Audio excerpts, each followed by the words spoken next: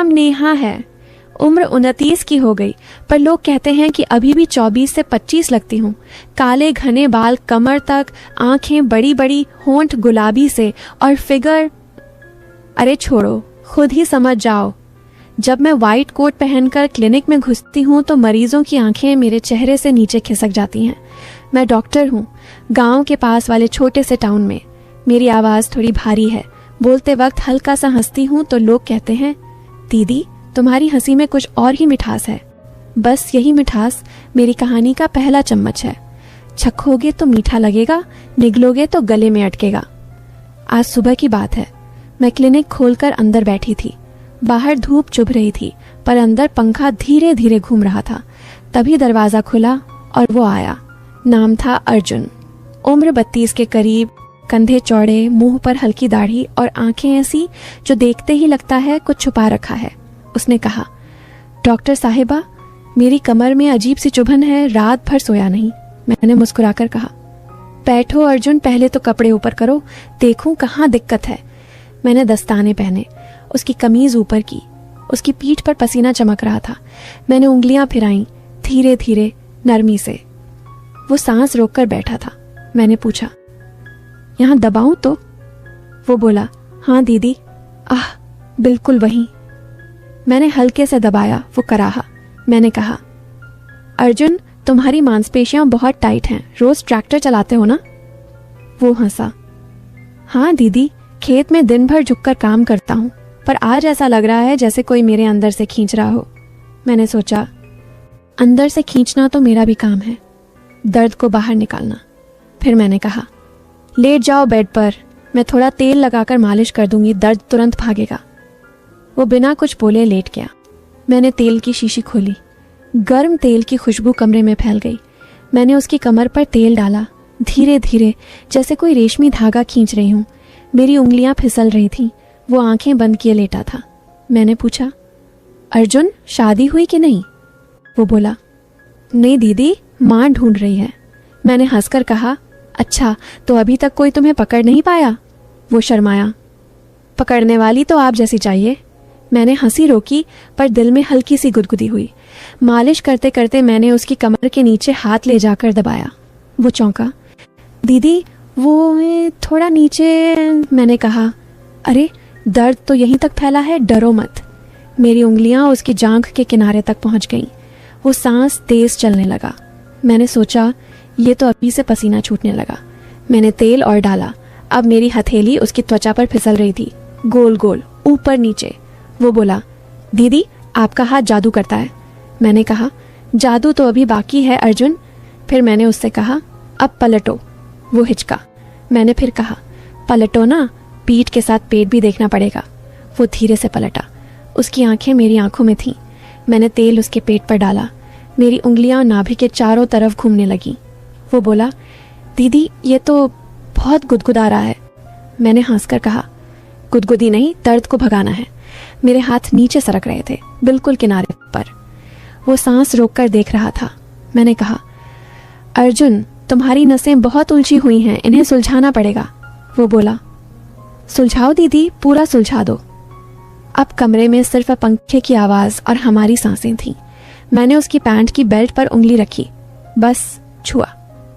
वो चौंका। मैंने कहा, अरे बेल्ट ढीली करो, नाड़ा दब रहा होगा। वो खुद ही ढीला करने लगा। मैंने तेल और डाला। मेरी उंगलियां अब उसकी जांघों के अंदरूनी हिस्से पर थीं। वो कराह रहा था, धीरे धीरे। मैंने पूछा, अर्जुन अब बताओ दर्द कहाँ है? वो बोला, दीदी अब दर्द कहीं और हो गया है। मैंने हंसकर कहा, कहीं और? दिखाओ जरा। वो शर्माया। मैंने कहा, डरो मत, मैं डॉक्टर हूँ, सब देखती हूँ। उसने धीरे से अपनी पैंट थोड़ा नीचे किया। मैंने देखा उसकी अंडरवियर पर तेल का धब्बा। मैंने हंसकर कहा, अरे तेल यहाँ तक पहुँच गया? वो बोला, दीदी आपका हाथ। मैंने कहा, हाथ तो अभी रुका नहीं है। मैंने उंगलियां फिराईं, बिल्कुल किनारे पर अंदर नहीं गईं। वो सांस तेज चलाने लगा। मैंने कहा, अर्जुन तुम्हारी नसें बहुत गर्म हैं, इन्हें ठंडा करना पड़ेगा। फिर मैंने फ्रिज से आइस पैक निकाला। ठंडा पैक उसकी जांघ पर रखा। वो सिहर गया। मैंने कहा। अब गर्मी ठंडक दोनों लगाऊंगी। मैंने एक हाथ से आइस पैक दबाया, दूसरे हाथ से गर्म तेल। वो बीच में फंसा था, गर्मी और ठंडक के बीच। वो बोला, दीदी ये क्या कर रही हो? मैंने कहा, इलाज, बस इलाज। पर मेरी आंखें शरारत कर रही थीं। अब मैंने उससे कहा, अर्जुन एक एक्सरसाइज करनी होगी, उठो। वो उठा। मैंने कहा, मेरे सामने खड़े हो जाओ, पैर फैलाओ। वो खड़ा हुआ। मैं उसके सामने घुटनों पर बैठ गई, मेरी आंखें उसके पेट के बिल्कुल सामने। मैंने कहा, अब मैं तुम्हारी कमर पकड़ूंगी, तुम झुकना। मैंने उसकी कमर पकड़ी दोनों हाथों से। मेरी उंगलियां उसकी त्वचा में धंस गईं। वो झुका। उसका चेहरा मेरे चेहरे के पास आया। मैंने उसकी सांस अपनी गाल पर महसूस की। मैंने कहा, अब सीधे हो जाओ। वो सीधा हुआ। फिर मैंने कहा, अब मेरी कमर पकड़ो। वो हिचका। मैंने कहा, पकड़ो ना, मैं भी तो झुकूंगी। उसने मेरी कमर पकड़ी। उसके हाथ गर्म थे। मैं झुकी। मेरा कोट ऊपर उठ गया।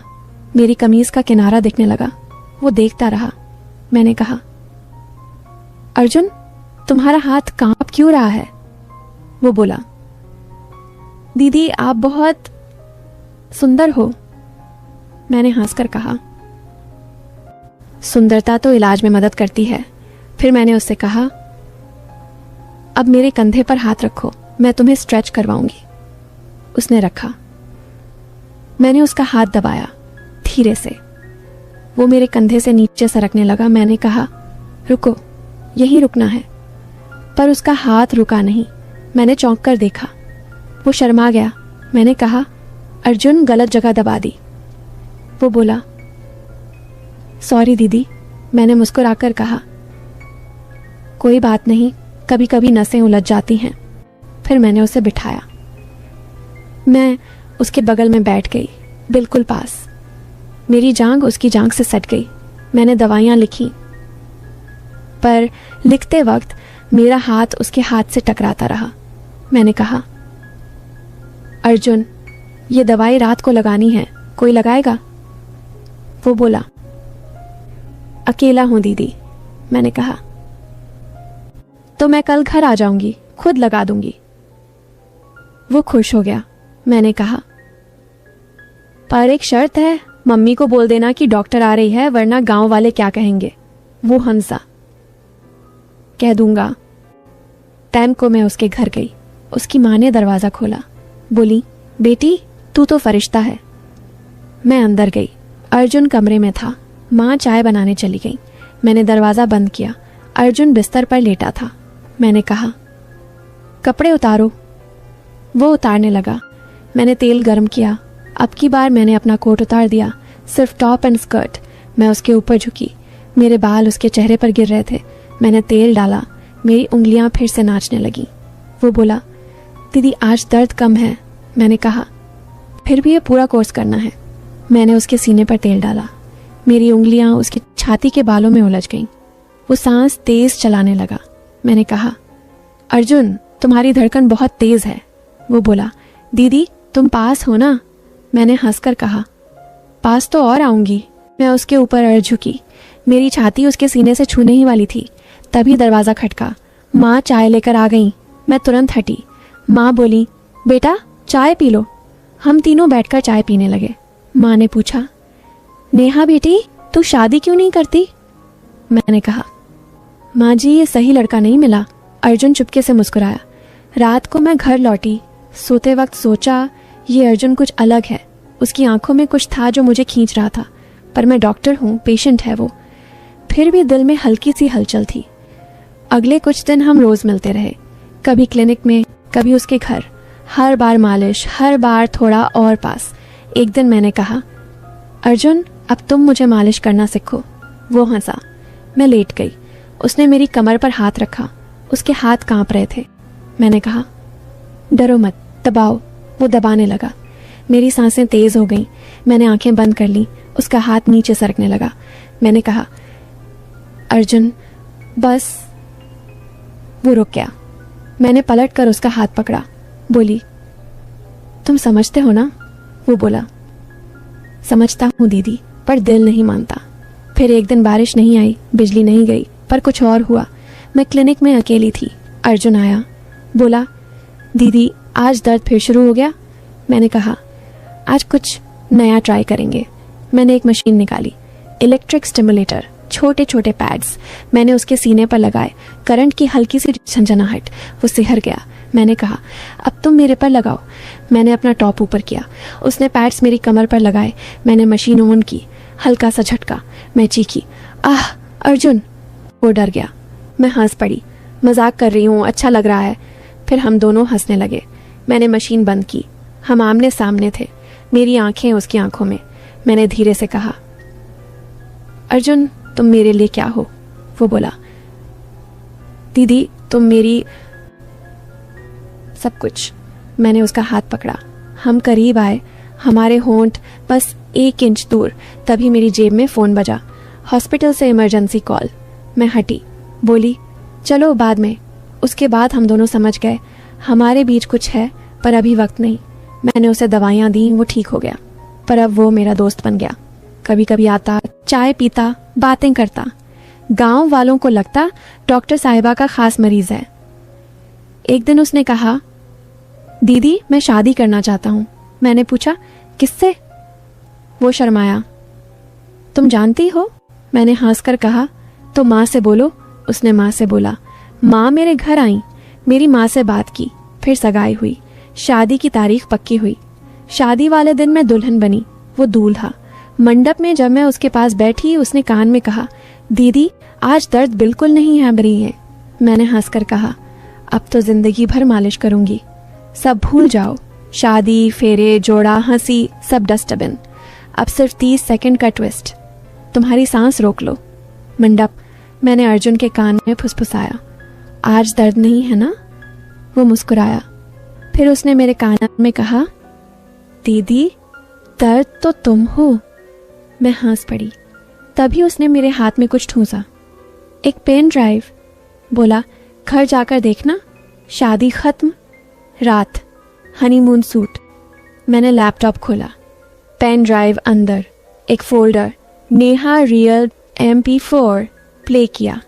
स्क्रीन पर मैं, हाँ मैं ही, पर 6 महीने पहले की, क्लिनिक के बेसमेंट में, मेज पर लेटी, मुंह पर मास्क, और सामने खड़ा अर्जुन, पर अर्जुन नहीं, उसके हाथ में सिरिंज। वीडियो में आवाज आई मेरी ही। ऑपरेशन शुरू। Subject Neha Sharma. Procedure memory transfer. Donor Arjun. Receiver clone body. उद्देश्य नेहा को मारकर उसकी जगह लेना। मैं चीखी, क्योंकि वीडियो में मैं पुरानी नेहा मर गई और नई नेहा। मैं उठी, अर्जुन की आंखें मेरी आंखों में। वीडियो खत्म। आखिरी लाइन, अब तुम नेहा हो, मैं अर्जुन हूँ, पर असली अर्जुन तुम्हारे अंदर है। हर रात जब तुम सोती हो, वो जगता है और कहता है, दीदी अब मेरी बारी। मैंने अपना पेट छुआ, अंदर कुछ हिला। मिरर में देखा, मेरी आंखें अर्जुन की। दरवाज़ा खुला, अर्जुन अंदर आया। बोला, सो गई थी दीदी? मैंने मुस्कुराकर कहा, नहीं, अब जाग गई। और मैंने उसका गला दबाया, कहते हुए, अब तू सो जा हमेशा के लिए। लाइट बंद। अब बताओ, कौन नेहा थी, कौन अर्जुन, और कौन जीता? मैं हंस रही हूँ, क्योंकि अब मैं दोनों हूँ और तुम